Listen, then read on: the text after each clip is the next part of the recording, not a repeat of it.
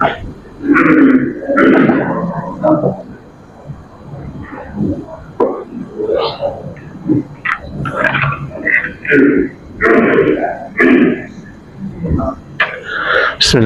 Assalamualaikum warahmatullahi wabarakatuh. Alhamdulillahi wa kafa, wassalatu wassalamu ala nabiyil mustafa wa ala alihi wa ashabihi ahli sidqi wal wafa. Asyhadu an la ilaha illallah wahdahu la syarikalah wa asyhadu anna Muhammadan abduhu wa rasuluhu la nabiyya wa la rasula ba'dah. Allahumma 'allimna ma yanfa'una wanfa'na bima 'allamtana, rabbana zidna 'ilma. Allahumma inna nas'aluka fahman nabiyyin wa hifdzal mursalin wa ilhamal malaikatil muqarrabin, amin ya rabbal alamin. Jamaah salat maghrib yang dimuliakan Allah Subhanahu wa taala, pertama-tama marilah kita memperbaharui niat kita hadir di majelis ini serta memperbaharui rasa syukur kepada Allah Azza wa Jalla atas limpahan karunia yang tiada terhingga, khususnya nikmat iman dan Islam, nikmat sehat wal afiat, yang dengan nikmat-nikmat tersebut kita bisa beribadah, bisa menjalankan aktivitas sehari-hari, dan Allah meringankan langkah kaki kita untuk berjalan menuju masjid ini. Mudah-mudahan setiap langkah yang kita ayunkan, setiap langkah yang kita tempuh menjadi langkah-langkah yang mendatangkan keberkahan, menjadi langkah-langkah yang menggugurkan dosa-dosa kita, meninggikan derajat kita, serta mempermudah jalan kita menuju jannah, amin ya rabbal alamin. Salawat beriring salam tak lupa kita panjatkan kepada insan mulia yang menjadi pedoman hidup kita, Nabi besar Muhammad sallallahu alaihi wasallam, juga kepada keluarganya, sahabatnya, tabi'in, tabi'in, dan seluruh pengikutnya yang istiqomah berqudwah kepada beliau hingga hari kiamat kelak. Mudah-mudahan kita semua yang berkumpul di majelis ini, kita semua yang berkumpul di majelis ini dicatat oleh Allah Subhanahu wa taala sebagai umatnya yang mendapatkan syafaat pada hari kiamat kelak. Amin ya rabbal alamin. Jamaah salat maghrib, hadirin hadirat salihin salihat yang mudah-mudahan senantiasa dirahmati oleh Allah taala. Pada kesempatan malam hari ini kita akan kembali mengkaji sirah nabawiyah dan mengkaji sirah para sahabat radhiyallahu anhum dalam waktu yang bersamaan. Dan tentu saja kita akan mengawali kajian kita dengan satu kutipan ayat, ya. Mungkin sudah pernah disampaikan dalam beberapa majelis, menjadi murojaah bagi yang sudah mendengar, dan bagi yang baru mendengar ini mudah-mudahan menjadi ilmu baru yang bermanfaat. Dalam surat An-Nisa, surat yang keempat ayat 115, Allah Subhanahu wa taala berfirman, "Wa may yushaqiqir rasula min ba'di ma tabayyana lahul huda wa yattabi' ghayra sabilil mu'minin nuwallihi ma tawalla wa nuslihi jahannam wa sa'at masira."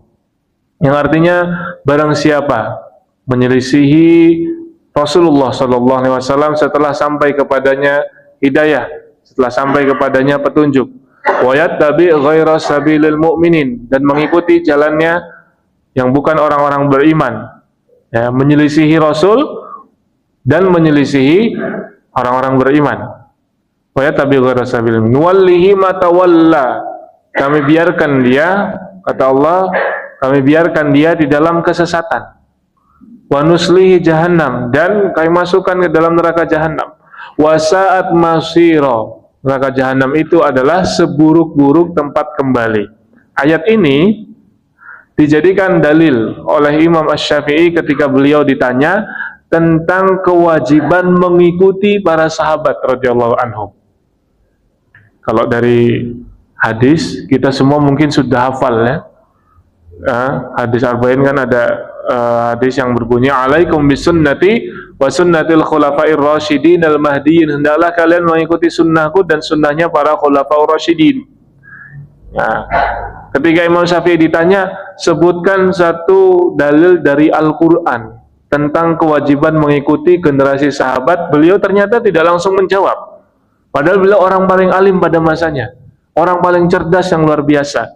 Tetapi beliau tidak langsung menjawab pertanyaan yang memang ketika itu belum diketahui. Beliau tirakat. Beliau tidak keluar rumah kecuali untuk salat berjamaah, baca Al-Quran, ya, dibolak-balik dari awal, dari Al-Fatihah, Al-Baqarah, Ali Imran, An-Nisa, Al-Maidah, Al-An'am, Al-A'raf, Al-Anfal, At-Taubah, Yunus, Hud, Yusuf, Ar-Ra'd, Ibrahim, Al-Hijr, dan seterusnya sampai An-Nas. Bertemulah jawabannya di dalam surat An-Nisa ini tadi, surat yang keempat ayat 115. Sudah dibuka nggih mushaf digitalnya atau mushaf aslinya? Ya.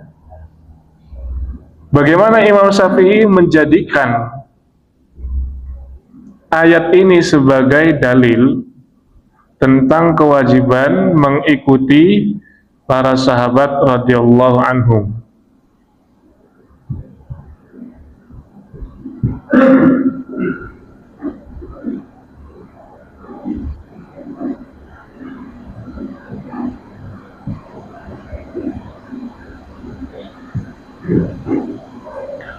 Wa may yushaqiqir rasul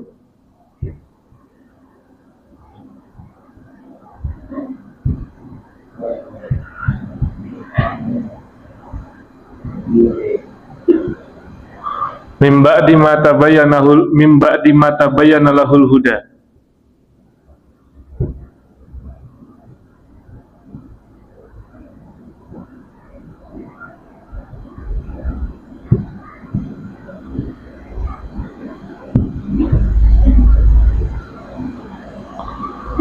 Yang artinya apa?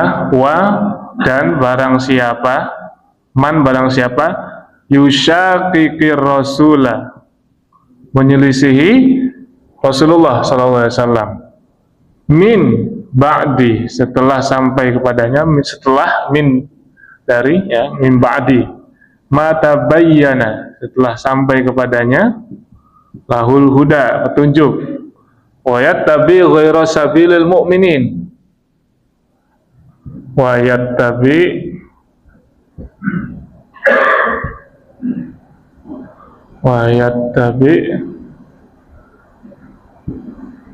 ghaira sabilil mu'minin,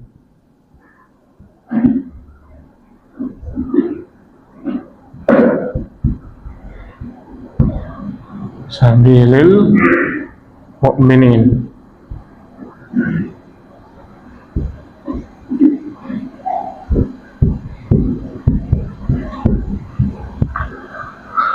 Yang ini apa?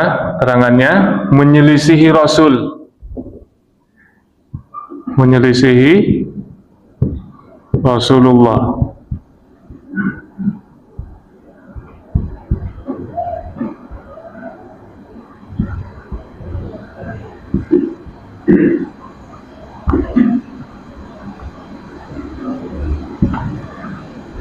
Kemudian menyelisihi siapa? Orang-orang beriman. Ketika ayat ini diturunkan, siapa orang-orang beriman itu?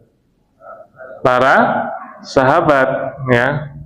Orang-orang beriman maksudnya adalah para sahabat. Sahabat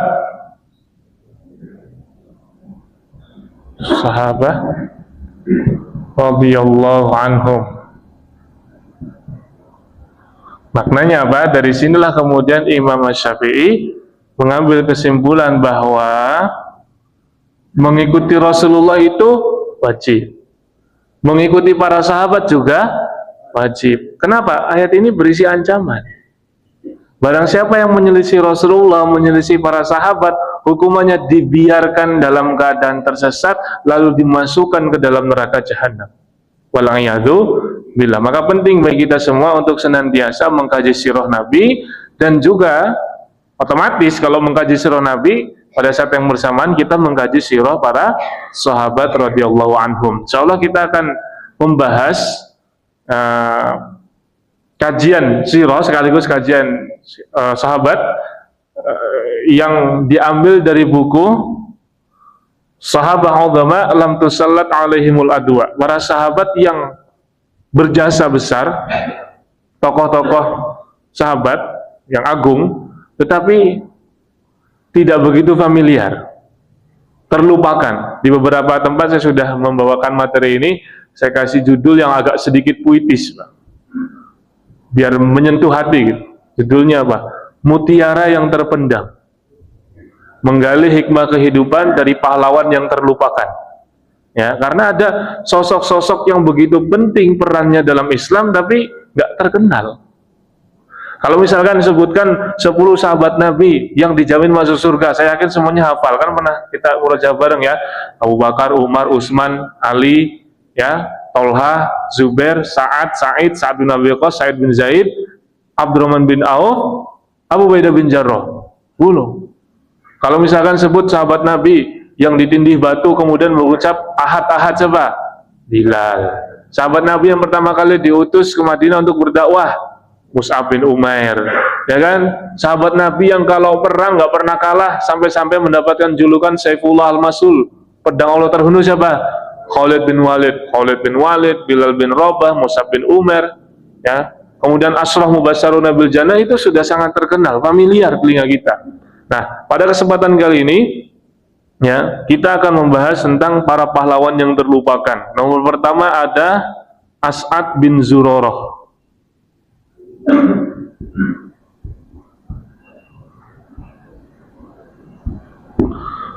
As'ad bin Zurarah.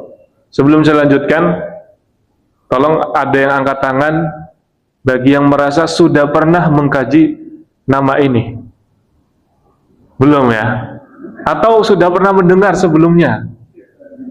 Berarti benar kan? Emang ini terlupakan betul. Kita akan lihat bagaimana keutamaan As'ad bin Zurarah. Yang pertama, ya, merintis dakwah di Madinah.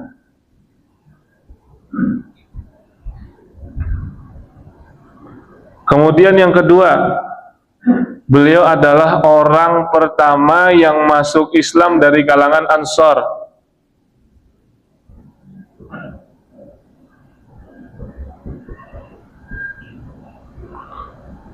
Dari kalangan Ansor, ya. Yang ketiga, nanti dulu lah ya. Kita bahas dulu yang pertama dan kedua ini. Perintis dakwah di Madinah. Ya, dakwah di Madinah. Rasulullah SAW, ya, mempunyai banyak pengikut sampai hari ini. Tetapi orang yang pertama kali masuk Islam itu jumlahnya ada 4. Kalau di Makkah itu kan yang pertama kali masuk Islam ada 4, istrinya sendiri, Khadijah Al-Kubra. Kemudian Abu Bakar, sahabatnya. Kemudian sepupunya, Ali bin Abi Thalib. Kemudian Zaid bin Harithah, anak angkatnya. Ya. Ini dari kalangan Muhajirin. Adapun dari kalangan Ansor, ini yang pertama kali masuk Islam adalah As'ad bin Zurarah. Ya. Maka dia disebut orang pertama yang masuk Islam dari kalangan Ansor, dan dia juga perintis dakwah di Madinah. Kalau masih ingat, tadi saya sebutkan nama Mus'ab bin Umair, ya. Beliau adalah partner dakwahnya Mus'ab. Mus'ab bin Umair adalah orang yang profilnya mirip seperti Rasulullah. Dari wajahnya, ketampanannya, postur tubuhnya, sifat-sifatnya, karakternya. Maka tidak heran kalau kemudian Mus'ab bin Umair ini diutus oleh Rasulullah sebagai As-Safir Al-Awwal, duta Islam yang pertama kali. Diutus untuk berdakwah keluar Mekah. Siapa orangnya? Mus'ab bin Umair. Tapi sebagaimana Nabi Musa itu butuh partner, maka dia ditemani Harun. Nabi Muhammad ditemani Abu Bakar dan sahabat yang lain. Nah, Mus'ab partnernya siapa? Ketika Rasulullah mengutus Mus'ab ke Yasrib, waktu itu belum berubah nama menjadi Madinah. Siapa partnernya? As'ad bin Zurarah radhiyallahu anhu. Ya, bagi teman-teman sekalian, jamaah yang mungkin ada yang sudah pernah dakwah keluar pulau, ada teman jamaah tabligh di sini. Karena ada, kalau jamaah tabligh ada istilah khuruj, ya. Saya pun kadang khuruj di bulan Ramadan, ya. Safari dakwah namanya. Alhamdulillah pernah ke Halmahera. Maluku Utara, pernah ke Gorontalo, pernah ke Sampit, Kalimantan Tengah, ya, kemudian pernah juga ke Lampung. Ya, itu saya datang ke sana sebagai orang asing. Siapa yang menyambut? Sudah ada orangnya ya, sudah ada PJ-nya kan begitu. Nah, setiap dai pasti butuh partner. Nah, partner dakwahnya Mus'ab bin Umair ketika merintis dakwah di Madinah adalah As'ad bin Zurarah. Ya, sebagaimana kita ketahui Mus'ab bin Umair kan ya luar biasa lah, beliau seorang bangsawan yang kemudian meninggalkan hidup mewah, ya kan, hidupnya yang luar biasa, mapan. Demi apa? Demi Islam. Nah ini kan kisah yang sering diulang Mus'ab bin Umair sampai menjadi nama lembaga, ya kan, saking terkenalnya. Tapi kadang orang lupa, Mus'ab bin Umair tidak sendirian, ditemani oleh As'ad bin Zurarah. Memang Mus'ab bin Umair luar biasa.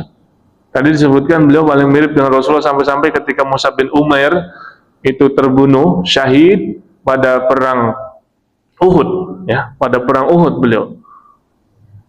Yang membunuh itu mengira bahwa Abdullah bin Qamiyah kalau tidak salah mengira bahwa dia telah membunuh Rasulullah. Muhammad telah mati, Muhammad telah mati, padahal yang dibunuh Mus'ab bin Umair.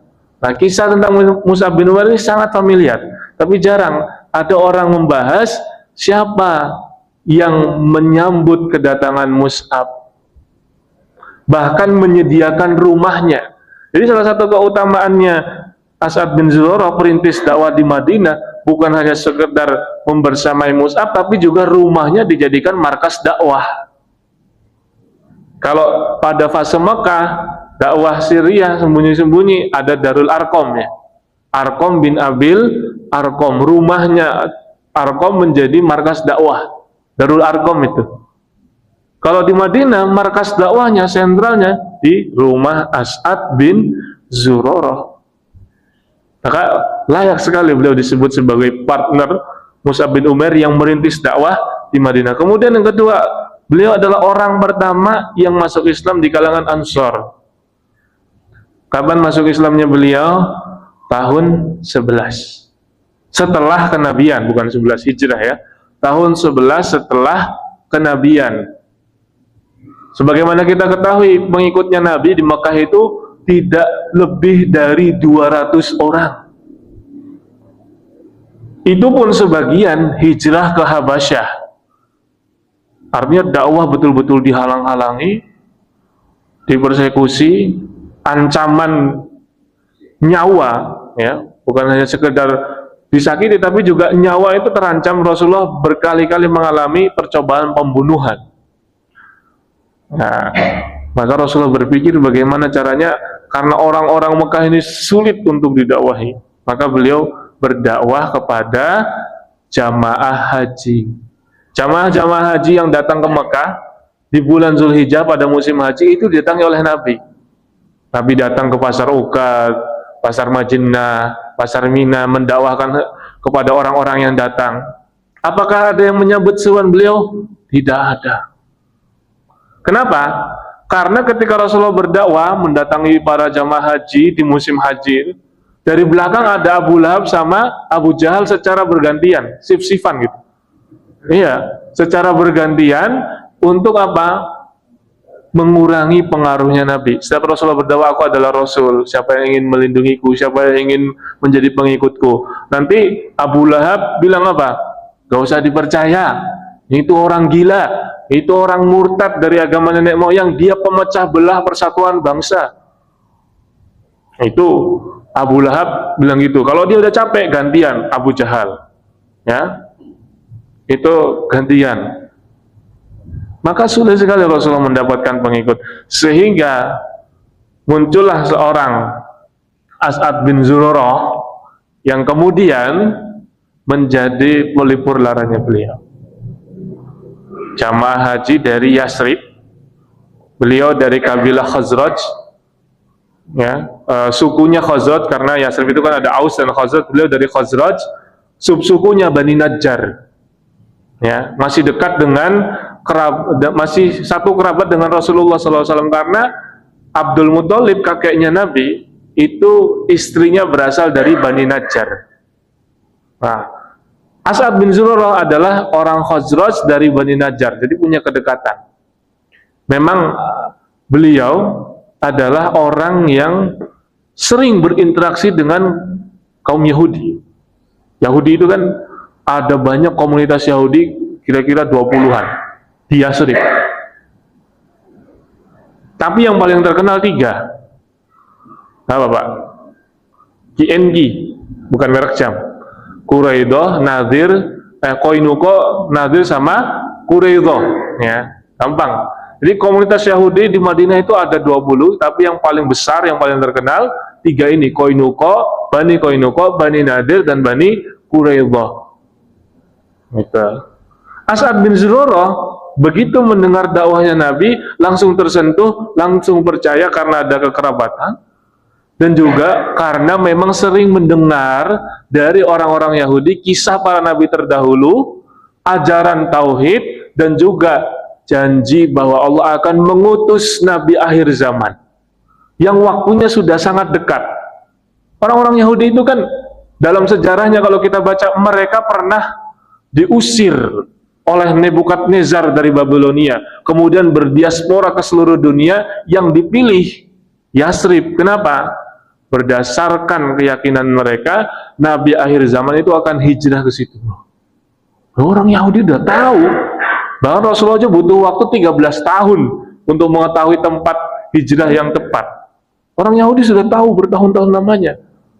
Bahkan mereka itu tahu ciri-ciri Rasul akhir zaman itu seperti apa, mereka tahu. Ya'rifunahu kama ya'rifuna abna'ahum.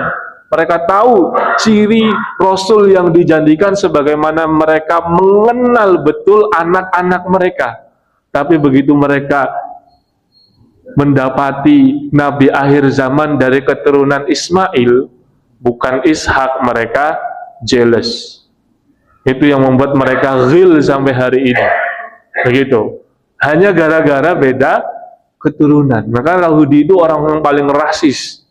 Yang sangat rasis, padahal masih satu rumpun, ya, masih keturunannya Nabi Ibrahim alaihissalam. Nah, intinya Pak, As'ad bin Zurarah masuk Islam tentu saja karena faktor hidayah dari Allah Subhanahu wa taala. Tapi kalau kita analisis faktor-faktor lainnya, ya karena sama-sama kerabat gitu ya.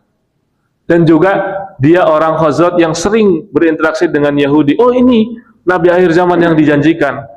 Dan faktor lain kenapa beliau begitu mudah menerima Islam, karena apa? Sudah capek.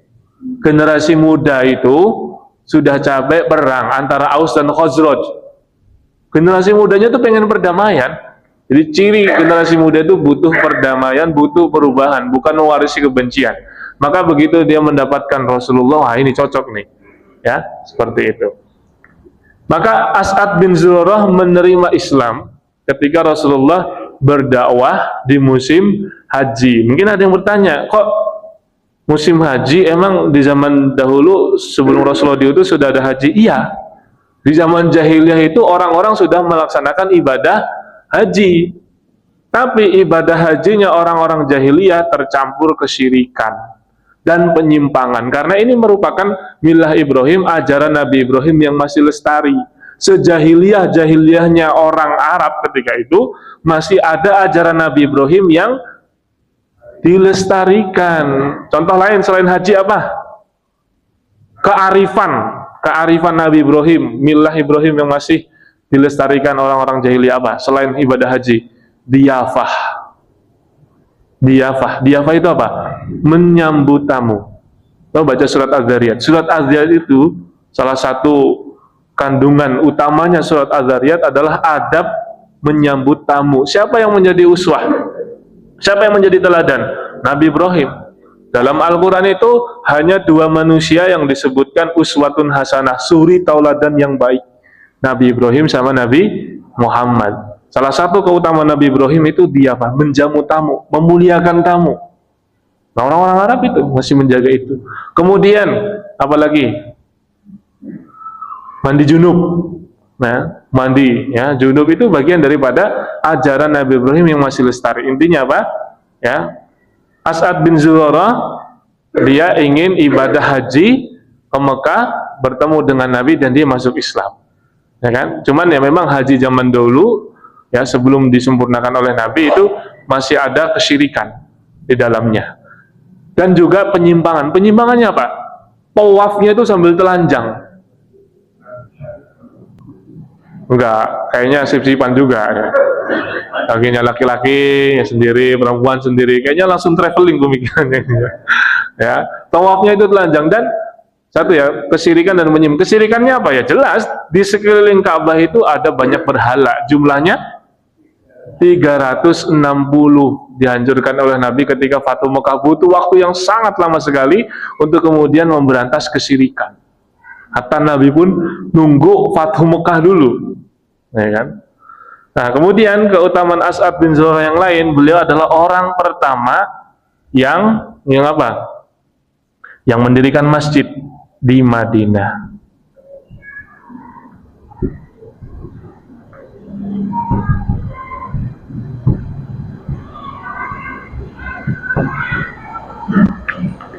As'ad bin Zurarah mendirikan masjid di Madinah, masjid kecil di sebidang tanah miliknya Sahal dan Suhail. Sahal dan Suhail adalah dua anak yatim, nama bapaknya Rafi. Sahal dan Suhail, dua anak yatim, nama bapaknya Rafi, yang diasuh, yang diayomi, yang dilindungi oleh As'ad bin Zurarah. Jadi selain punya anak kandung, beliau juga punya anak asuh, yaitu anak yatim. Namanya Sahal dan Suhail. Sahal dan Suhail ya punya sebidang tanah yang kemudian diwakafkan, dibangun masjid kecil. Sekali lagi, masjid kecil. As'ad bin Zurarah membangun masjid kecil di tanahnya Sahal dan Suhail bin Rafi. Ini salah satu pelajaran juga. Meskipun anaknya cukup banyak, 3 ya, beliau tetap masih mengkafil, menanggung bebannya anak yatim. Luar biasa, berkah hidupnya, ya kan? Karena Rasulullah juga yatim. Salah satu hikmahnya supaya kita memperdulikan nasib anak yatim. Beliau itu kan sudah punya anak 3, istrinya siapa? Punya anak, punya istri. Istrinya Umairah, pakai ain. As'ad bin Zurarah, nama istrinya Umairah, punya anak 3, perempuan semua, namanya Habibah, kemudian Rafi'ah, kemudian Kabsyah, ya, Habibah, Kabsyah, dan Furai'ah. Kok Ustaz hafal? Karena ngajar. Kadang orang nanya, kok Ustaz hafalannya kuat? Karena ngajar ya. Satu, karena izin dari Allah Subhanahu wa Ta'ala. Kedua, karena ngajar. Jadi ilmu itu kalau kita dapat, baik itu dengan membaca atau mendengar, kemudian ditulis dan disampaikan kepada orang, lekat. Makanya bapak-bapak sekalian, ibu-ibu sekalian, itu pulang dari sini, ya kalau ngobrol di tongkrongan itu murojaah sirah. Nah, keren itu. Sebentar lagi kejayaan Islam akan bangkit kembali. Iya, peradaban Islam yang kita rindukan adalah ketika orang-orang ngumpul, ya kan? Itu yang diobrolin adalah ilmu, bukan aib orang lain. Gitu. Ya, malah bapak-bapak ngomongin janda, Pak. Repot ini ya. Jadi yang ketiga apa? Orang pertama yang mendirikan masjid di orang pertama yang mendirikan masjid di Madinah, yang kemudian masjid kecil yang didirikan oleh As'ad bin Zurarah dipilih oleh untanya Nabi, Al-Quswa. Jadi Al-Quswa itu tidak berhenti kecuali berdasarkan perintah dari Allah. Ya kan? Ketika memilih rumahnya Abu Ayyub Al-Ansari, ketika memilih Hudaybiyah, ya kan? Kemudian ketika memilih tempat untuk dibangun masjid. Karena Rasulullah ketika hijrah pertama kali yang beliau lakukan adalah membangun masjid. Di mana Rasulullah membangun masjid? Di tempat As'ad bin Zurarah membangun masjid. Masjid kecil kemudian diperbesar oleh Nabi dan sampai sekarang masih ya menjadi kiblat kaum muslimin. Ada 3 masjid yang disakralkan umat Islam. 3 masjid yang disakralkan umat Islam: Masjidil Haram di Makkah, Masjid Nabawi di Madinah, Masjidil Aqsa di Palestina. Ya, la tusyaddur rihal, tidak boleh kita itu bercapek-capek, berlelah-lelah, mengeluarkan biaya banyak untuk mendatangi sebuah masjid, ya kan? Kecuali tiga masjid ini, Masjidil Haram, Masjid Nabawi, dan Masjidil Aqsa. Nah, artinya apa? As'ad bin Zurarah, partnernya Mus'ab bin Umair ini bukan hanya sekedar perintis dakwah, tapi dia adalah peletak pondasi awal markas dan pusat spiritual umat Islam sepanjang zaman. Tapi namanya terlupakan. Yang hadir di sini aja baru dengar sekarang, ya kan? Itulah kenapa kita kasih judul tadi ya, Mutiara yang Terpendam tadi. Kemudian yang keempat, keutamaan keempat apa? Beliau orang pertama yang menjadi imam dan khotib di Madinah. Khotib apa? Jumat. Ketika syariat sholat Jumat diturunkan, wajib bagi laki-laki, Rasulullah masih di Mekah. Jadi Rasulullah belum hijrah ke Yasrib, sehingga yang ketika itu menjadi imamnya sekaligus khotibnya adalah As'ad bin Zurarah. Ini keutamaan loh. Orang pertama yang menjadi imam, menjadi khotib di Madinah untuk suatu kewajiban yang hanya diperuntukkan bagi bapak-bapak. Ada hikmah tersendiri. Kenapa bapak-bapak, para lelaki diwajibkan untuk berkumpul di suatu tempat sepekan sekali untuk diceramahin? Kenapa hanya laki-laki yang diwajibkan khutbah Jumat? Karena kalau ibu-ibu yang diwajibkan sholat Jumat, rame ya, jadi arisan ya. Nah kan? Lalu mama juga sulit dinasihatin gitu ya. Nah, tapi mama punya pembelaan. Ya masih mending laki-laki udah dinasihatin nggak berubah-berubah, wataknya gitu-gitu aja gitu ya. Ya ini sholat Jumat. Jadi beliau mempunyai keutamaan yang sangat banyak sekali. Di antaranya adalah menjadi imam dan khatib pertama kali di Madinah. Kemudian yang kelima, beliau adalah orang pertama. Banyak ya awailnya ya, pertama terus ya. Beliau orang pertama yang mati syahid, insya Allah syahid ya, di Madinah sebelum Rasulullah sampai di Madinah. Jadi ketika Rasulullah hijrah dari Makkah ke Madinah sampai di Kuba, orang-orang berhamburan mendatangi Nabi. Dipandanginya satu persatu wajah sahabat yang datang, dicari satu nama. Di mana Abu Umamah? Ini lakop. Nama panggilannya As'ad bin Zurarah. Mana Abu Umamah As'ad bin Zurarah? Beliau ternyata lagi sakit. Jadi ketika Rasulullah hijrah dari Makkah ke Madinah, singgah di Kuba, beliau As'ad bin Zurarah tidak kelihatan, ternyata lagi sakit. Sampai di Madinah sudah wafat. As'ad bin Zurarah radhiyallahu anhu sudah meninggal dunia. Hikmahnya apa, Pak? Adalah beliau berintis loh. Beliau berintis, belum sempat merasakan hidup ya nyaman bersama Rasulullah, dan belum sempat merasakan momen-momen indah, kemenangan-kemenangan di beberapa ghazawat penting bersama Rasulullah, tapi beliau sudah meninggal. Inilah the real perintis ya, bukan pewaris ya. Kan lagi rame ya, ada pewaris yang ngasih nasihat kepada perintis gitu ya, ya kan? Jadi kalau bahasa Jawanya, mohon maaf kalau misalkan salah ya, ini saya pernah dengar, karena saya bukan orang Jawa, mudah-mudahan benar ya. Namanya perjuangan itu ora kudu menangi menange, benar? Kita yang menanam pohon, tapi yang merasakan buahnya kadang anak cucu kita, benar Pak? Nah, As'ad bin Zurarah, beliau yang merintis dakwah, mendatangi Sa'ad bin Mu'ad, mendatangi Usaid bin Hudair, ya, membersamai Mus'ab bin Umair, ada bayat Aqabah 1, ada bayat Aqabah 2, hingga kemudian hijrah. Dia mengkondisikan hijrahnya Nabi selama kurang lebih 3 tahun. Tapi nggak ketemu Nabi di Madinah, nggak ikut peperangan, nggak ikut merasakan Fathu Mekah, nggak ikut merasakan kemenangan-kemenangan yang presisius lainnya. Ya tadi, the real perintis, bukan pewaris. Karena manusia itu hanya ada 3 jenis. Kalau nggak perintis, pewaris, yang ketiga apa? Pengen nangis. Ada anekdot seorang ayah berkata kepada anaknya, tapi ini bercanda aja ya. Nah, sebenarnya kita ini keturunan orang kaya. Ya, 7 turunan kita itu kaya raya. Terus kenapa kita hidup ngenes? Ya karena kita keturunan ke-8. Nah, ini bukan perintis, bukan pewaris, tapi pengen nangis gitu ya. Nah, ini yang pertama, para hadirin sekalian, As'ad bin Zurarah radhiyallahu anhu, keutamanya yang masya Allah luar biasa. Maka Dr. Hamid Az-Zaini, Dr. Hamid Az-Zaini itu menulis buku judulnya Udama Sahabah Lam Tusallat Alaihimul Adwa. Kalau diterjemahkan ya tadi, para sahabat yang berjasa besar tapi terlupakan. Nah, itu sudah ada terjemahannya, silahkan dicari, The Untold Story. Ya, saya nggak promosi, ya, karena saya bukan bakul buku, murni hanya merekomendasikan, ya, seperti itu.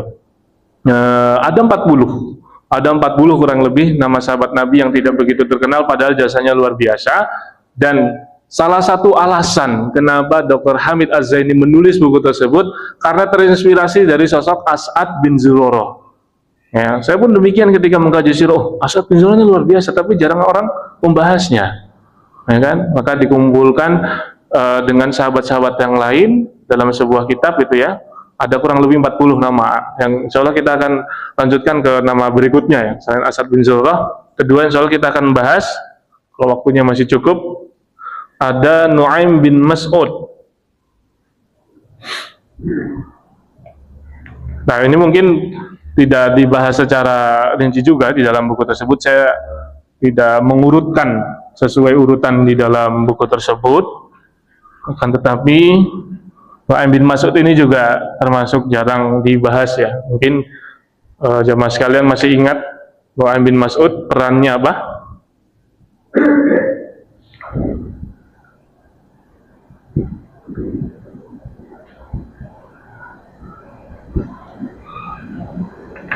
Perannya pada perang Khandaq. Bagi yang bawa mushaf mungkin bisa dibuka surat Al-Ahzab, surat ke-33 ayat yang ke-9 sampai ke-12.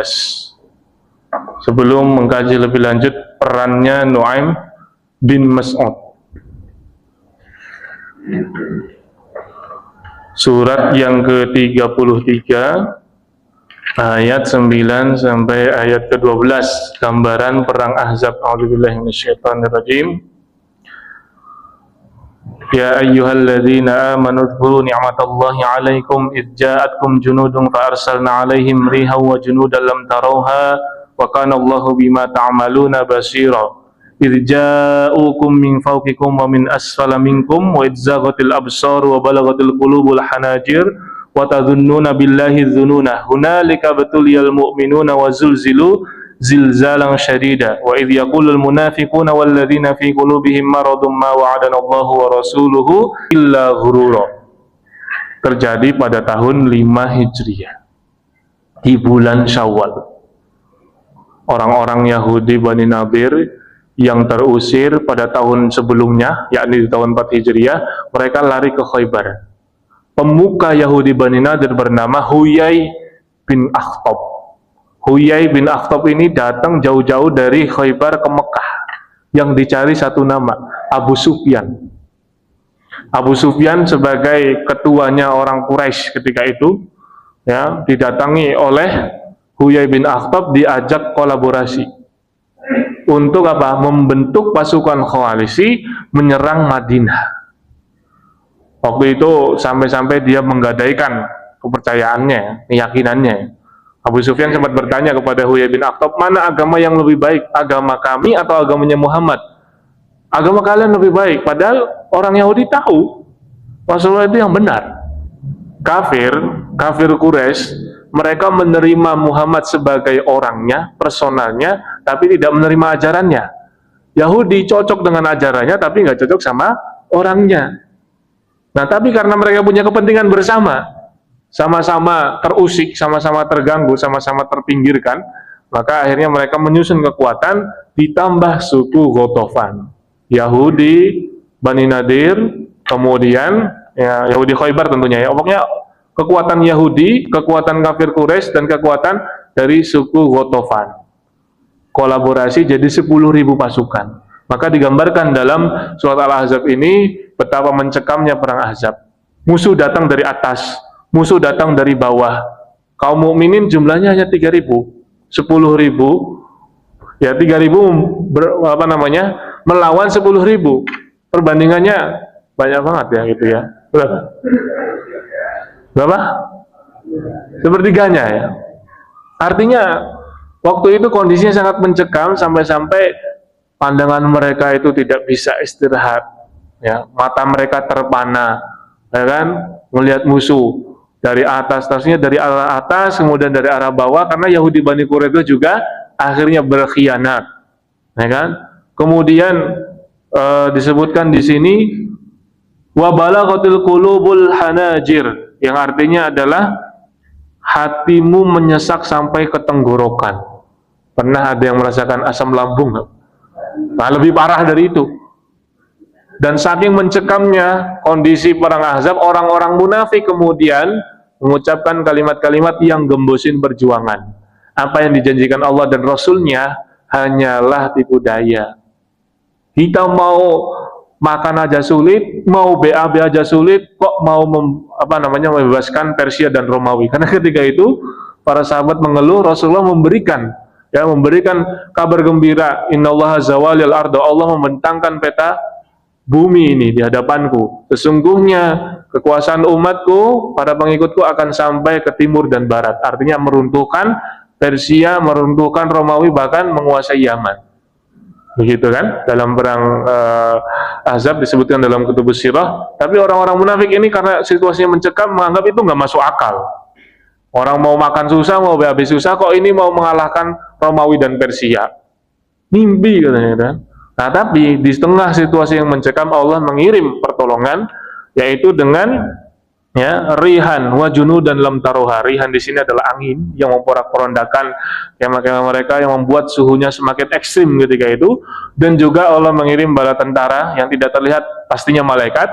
Dan salah satu bentuk pertolongan Allah adalah dengan masuk Islamnya Nu'aim bin Mas'ud. Dia berasal dari suku Ghatafan yang tergabung dalam koalisi tadi. Kan Yahudi, kafir Quraisy dan Ghatafan. Nah, dia orang Ghatafan yang datang seorang diri menghadap Nabi, mengucapkan syahadat, bersaksi tiada Tuhan selain Allah, bahwa Muhammad adalah Rasulullah, dan kalimatnya menarik. Baru syahadat, Nu'aim bin Mas'ud langsung minta diberi tugas. Ya Rasulullah, berikan aku misi, berikan aku peran untuk Islam ini, kontribusi. Jadi orang masuk Islam langsung dipikirkan apa? Kontribusinya. Dia bukan mencari hidup dalam Islam, tapi menghidupkan Islam. Nah, kita udah berapa tahun menjadi Muslim? Apa yang sudah kita berikan untuk Islam? Kita ini menghidupkan Islam atau numpang hidup dari Islam? Nah, karena ada juga loh yang jualan agama, ya kan? Jualan agama itu paling laris di Indonesia. Nggak ada pajaknya pula. Iya kan, tinggal jualan gelar, jualan, ya gitulah, nggak tahu sendiri, ya kan? Ya, intinya apa? Nu'aim bin Mas'ud tidak berpikir bagaimana mencari kehidupan dalam Islam, tapi menghidupkan Islam. Kata Rasulullah, wahai Nu'aim, engkau seorang diri, tapi bisa memporak-porandakan 10.000 pasukan. Gimana caranya? Ini kecerdikan Rasulullah dalam berstrategi. Dikirimnya Nu'aim bin Mas'ud untuk memecah belah persatuan koalisi Ahzab tadi. Perang Ahzab disebut juga perang Khandaq, ya kan? Itu Nu'aim bin Mas'ud datang kepada orang-orang Ghatafan, sukunya sendiri. Wahai kaumku, ketahuilah bahwasanya orang-orang kafir Quraisy, mereka sedang bersiap-siap ingin pergi, meninggalkan medan tempur, sudah nggak kuat lagi.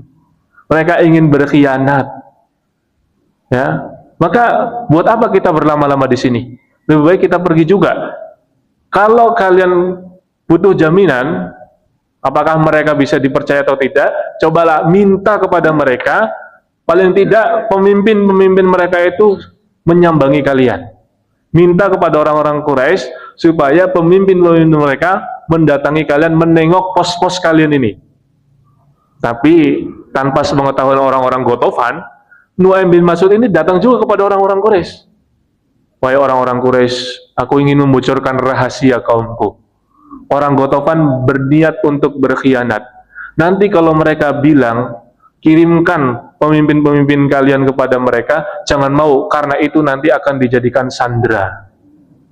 Nanti itu akan dijadikan sandera atau dibunuh. Nah, ini kan ngadu domba ini. Nggak apa-apa, al-harbu khid'ah. Yang namanya perang adalah tipu daya. Perang itu penuh dengan siasat. Seorang diri meruntuhkan kepercayaan pasukan koalisi. Nuaim bin Mas'ud satu, tetapi perannya luar biasa, sehingga orang kafir Quraisy tidak saling percaya dengan orang Ghatafan, begitu juga dengan orang-orang Yahudi. Ya, ditambah lagi mereka sudah tidak kuat dengan cuaca yang semakin ekstrim. Syekh Sofi Rahman Al-Mubarakpuri dalam kitab Ar-Rahiqul Makhtum mengatakan bahwasannya perang Ahzab ini adalah perang urat saraf.